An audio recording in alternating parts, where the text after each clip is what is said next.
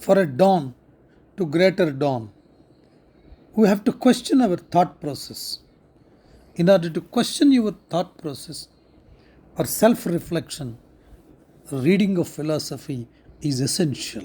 It is quite essential to understand the scientific examination of our own thought process. Philosophy is a guiding impulse for the emancipation of mankind over the years. I prefer to think of myself as a student of philosophy. It is not because I have read all the important works on the subject, which no human can do, or because I can quote Confucius or the Gita, which I cannot. It is simply because I am constantly questioning my thought process, my world view, and my place in the world. I repeat these three words: questioning my thought process, my world view, and my place in this world. For example, Bhagavad Gita and Gitanjali have profound impact on my thinking. Ayn Rand was instrumental in helping me to think about moral code. The fountainhead appended my worldview. From a deeper understanding of an altruism and its potential pitfalls to how to manage expectations, I have picked up what I think is good about objectivism to make myself a better human being. Do I agree with her completely? No. Have I used her arguments and throughout the process to develop my own? Absolutely no. Every time I reread the book, I learn something new and have a question everything I believe. But every time I read, I question the propositions. I brood over the propositions made by her in a psychological manner in order to develop my own psychological thinking process. Similarly, the art of war has taught me important lessons despite being a military manual because of if you read into it, it has applications that go far beyond war. You can apply it to business, to relationships, and to how to interact with the world. Perhaps that is what makes philosophy so fascinating. That is what makes philosophy so fascinating. It is what you make of it. You understand that others have to say what others have to say on a particular topic, and then you decide whether you agree with it and want to apply it to your own life. Whether you like it or not, you have to decide, but give a view.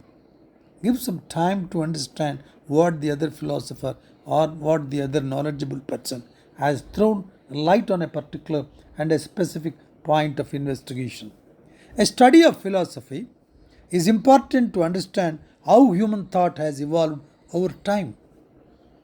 Having said that, philosophy as a subject can be daunting, not least because of lack of understanding of the subject matter itself. Then what is philosophy?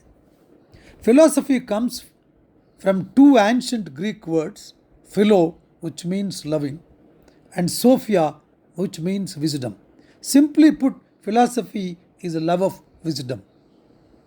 Philosophy is a love of wisdom. But what does it really mean?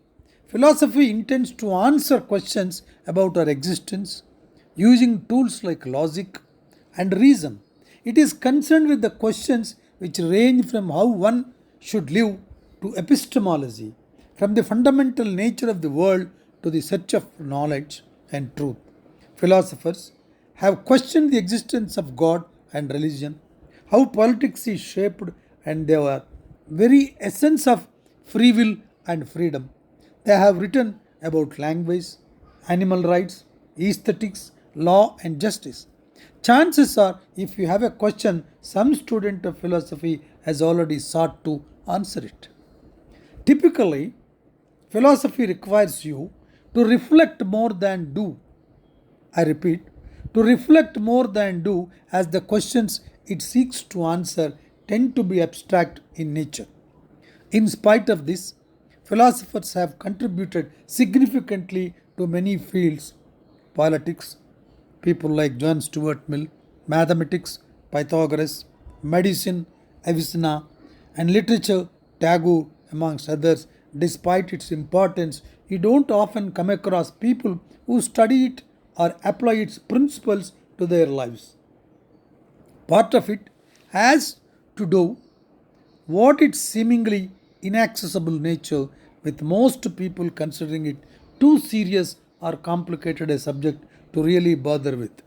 This is not the picture, could not be further from the truth, as even the most basic understanding of philosophy can change how you approach life.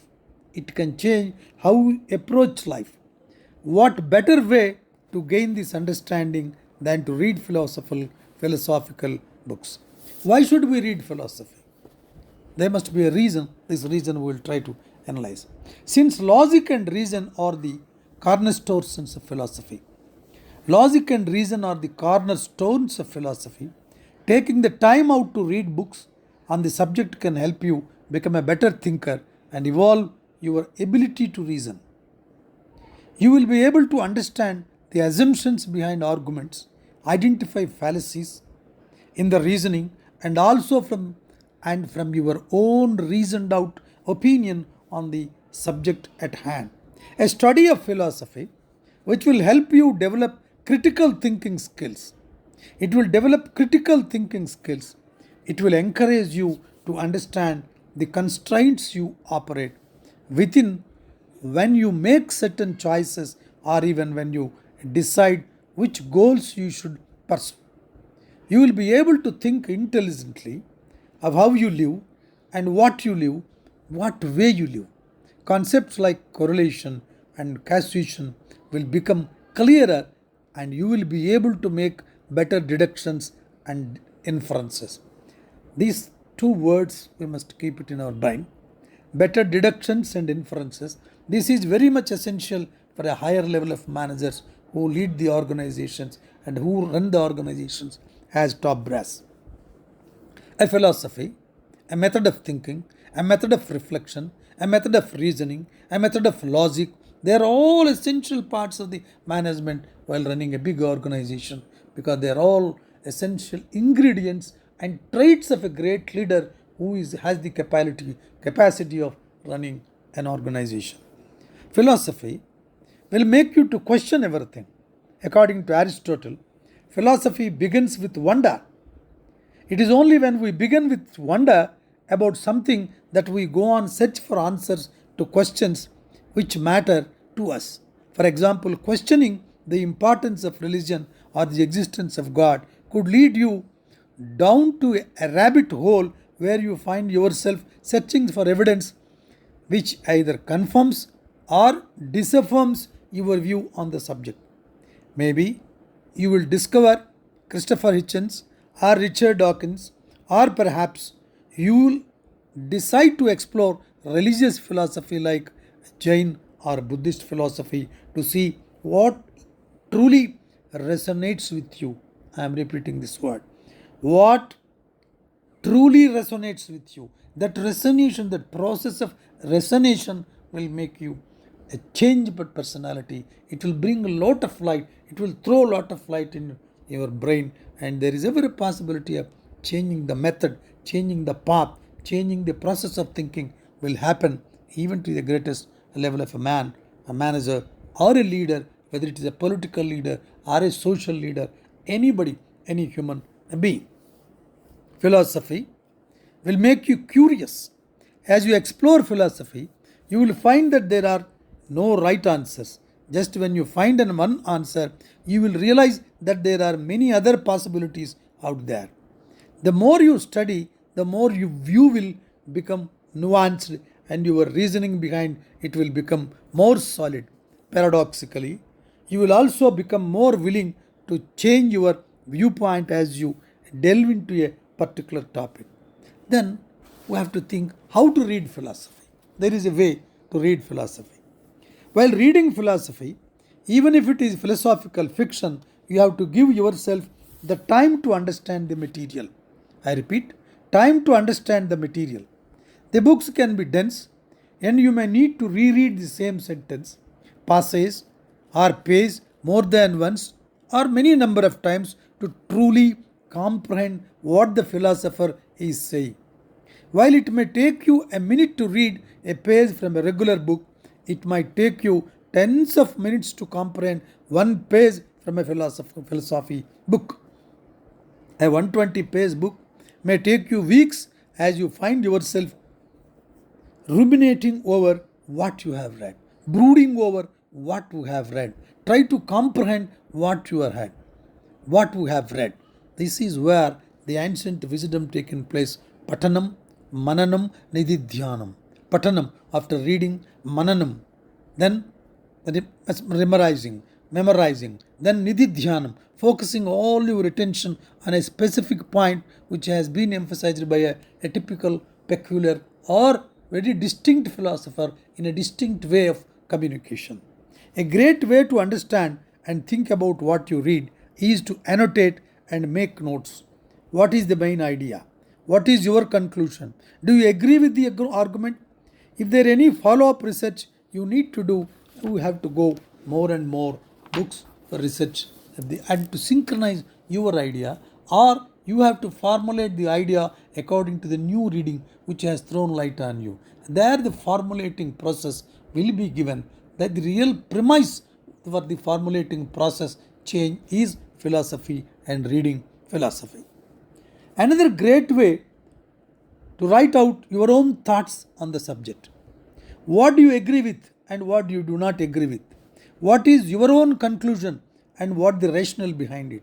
Since philosophy relies on logic, you have to be able to provide cogent arguments for your conclusion.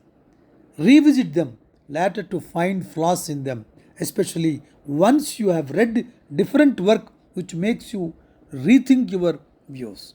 Discuss what you are reading with others, peers, or learned people. Sit with them, find out with them what they have viewed. Pose them your question and answer their question in your own way. Proposition, duly proposing a rational logic. That is only the way where you get satsangacham, that sadbhashanam, that interaction between people who are knowledgeable and who are widely educated. That can change your approach towards life, that can change your approach towards reading the philosophy itself. There are many online flora and discussion groups, but there is no comparison with face-to-face education. Learning philosophy from a scholar, from a learned person, face-to-face, that gives you, that is what the Upanishadic method of teaching tells us. Philosophy engages in arguments and discussions on their interpretation of philosophical works. Most importantly, though do not limit yourself to a particular school of philosophy, read the Stoics, but also try your hand on something unusual. Say other philosophies. If you don't expose yourself to different schools of thoughts, you are not gaining everything philosophy has to offer, because various schools of thoughts, various interpretations, various bhashyams, even on a single region, on a single subject like Bhagavad Gita, many philosophers have given their own interpretations. Gandhiji has given, Vinoba has given, Tilak has given, several people have wrote, several scholars have written their own interpretation about the same Jnana Yoga and the same Karma Yoga. So find out your own self, your own way, your own path to what you have to adopt for leading life in a philosophical way. Here, leading life philosophical way means leading life with the logic. I am not saying that you must become a seer or a sannyasi or a sadhu, but to lead life in a balanced way, in a very transforming way, in a way in which where you can be happy, you require philosophy, you require discussion, you require to have an exposure to various schools of thought. Then you can pick up your own school of thought which is similar to your thinking, which can synchronize to your style of life. That is the real meaning of reading philosophy. Philosophy is important if you want to understand yourself and the world you live in. Be warned though, while it is unlikely to have all the answers, no philosophy, no school of thought can give all the answers to all questions. It will make you ask questions and then it will give you the tools you need to find your own answers. I repeat this. This is the crux of the reading philosophy. It will give you the tools you need to find your own answers to them. If nothing else, it will make you a more rational and reasonable human being which is constantly trying to evolve and is able to adapt to change, disagreement, and dissent with more ease. I repeat these three sentences, which are very important for any leader, whether it is in starting from the life of a unit called family, a society, an organization, a political organization, or even the country. I again repeat, reasonable human being who is constantly trying to evolve and is able to adapt to change, disagreement and dissent with more ease.